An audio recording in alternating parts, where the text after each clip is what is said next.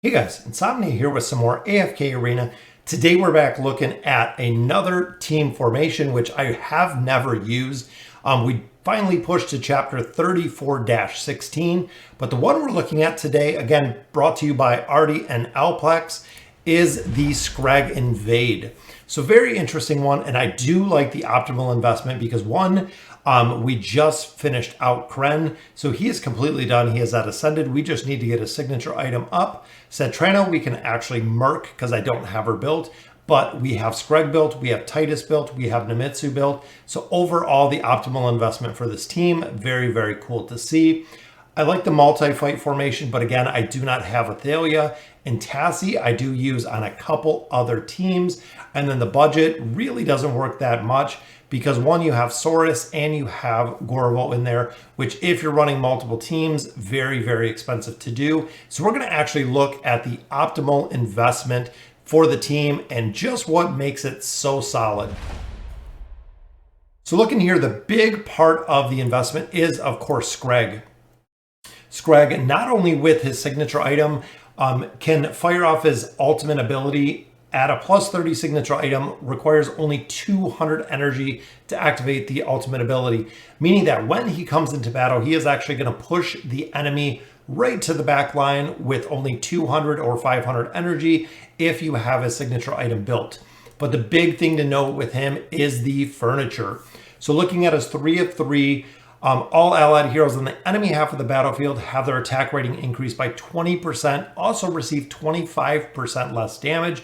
Very, very powerful. 9 of 9 is also required for this formation. Allied heroes recover 100 energy every 3 seconds when they're in the allied or the enemy side of the battlefield, meaning that Cetrana is going to be over there, Skreg is going to be over there, Titus is going to be over there, leaving Namitsu for support and also the totems. When he drops totems on the enemy side, they can actually stay in the back line because they'll be fighting the totems. And then, of course, with Kren, he is going to maximize his damage with the enemies not only being in the very back to hit his traps or the bombs, which will leave the hero stunned, but in addition, his ultimate only hits the enemy side of the battlefield, which is very, very powerful as well. Cetrana, with her signature item built, which we can actually look at her here because again, I do not have her built. Her signature item, very, very powerful when it comes to mitigation. So enemies that possess a higher percentage of health compared to Cetrana's own deal 40% less damage. So this is her big damage mitigation. Not only does she do a significant amount of damage, she does nerf the enemy team's healing ability. And then, of course, at a plus 30 signature item, when the health falls below 35% for the first time, she will use the Fire Dancer ability, which a lot of people don't realize with the Fire Dancer ability. Right here, she becomes immune to all attacks and crowd control abilities, which is very, very cool when she uses the Fire Dance.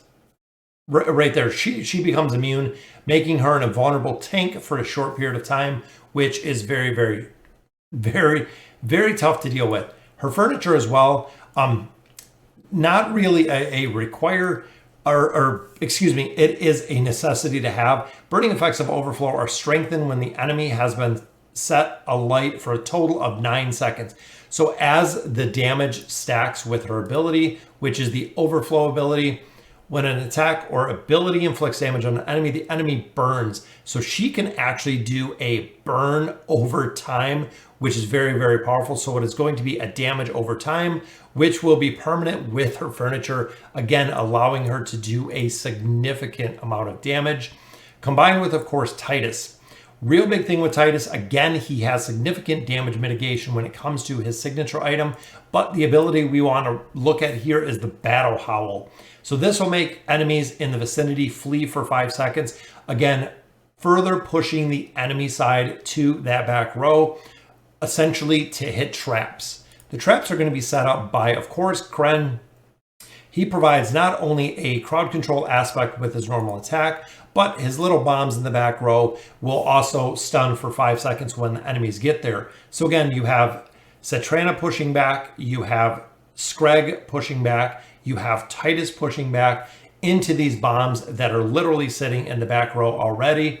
allowing him to do more damage for every bomb that is blown up. Then, of course, his ultimate ability shells the enemy side of the battlefield, doing a significant amount of damage again. Also, he can help a ton with his furniture bonuses because of the enshrouding bomb, doing a lot more damage. And then, of course, concussion blast. But looking here at the furniture, the enshrouded bomb has an AoE ability that reduces the haste of enemies. So very, very powerful ability. This will ensure the allies you have on the enemy side are staying alive. And then, of course, is 9 of 9 when the ability enshrouded bomb is used, an additional smoke bomb is thrown, which is further going to reduce haste of the enemies. So very, very powerful key there. Then, of course, we have Namitsu to cap off the team. Namitsu and his totems are a huge, huge distraction. He is very solid support. He does take a considerable amount of investment. Remember, his ultimate ability now, or with his signature item, he drops down offensive totems and battle totems when they start, meaning he is going to heal. In addition, his ultimate ability, of course, Voodoo Blessing, is now a heal to the 2 friendly heroes on the battlefield, or he chooses to, which are closest to the frontline enemies to further build this formation. So looking at the formation, I just built it out here. So this is the ideal way, or actually probably this formation, or I do also like swapping out Kren and Titus. Reason is when Titus comes forward, when he hits this forward line progression, he is going to fear the enemies or howl, pushing them back. So Skreg is going to push them back. He is going to push them back.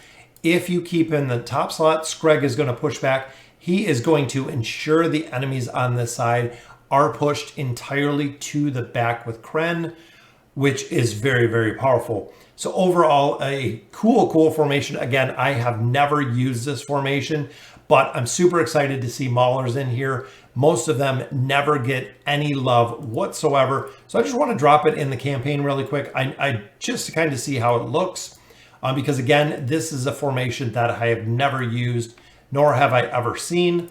So we'll drop Sophia out there. I do have a Merked one in here, but we have to figure out where. I think Khazard is in this comp as well. Yep, so we'll take out Khazard. We'll look at our first team. There we go.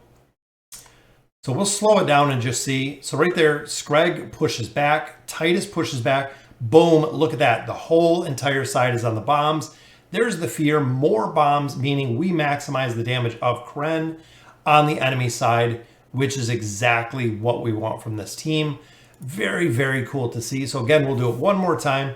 Cetrana, as you can see on the bottom, boom, pushes heroes straight back to the back to hit all the bombs. There is the fear from Titus. There is the push from Skreg.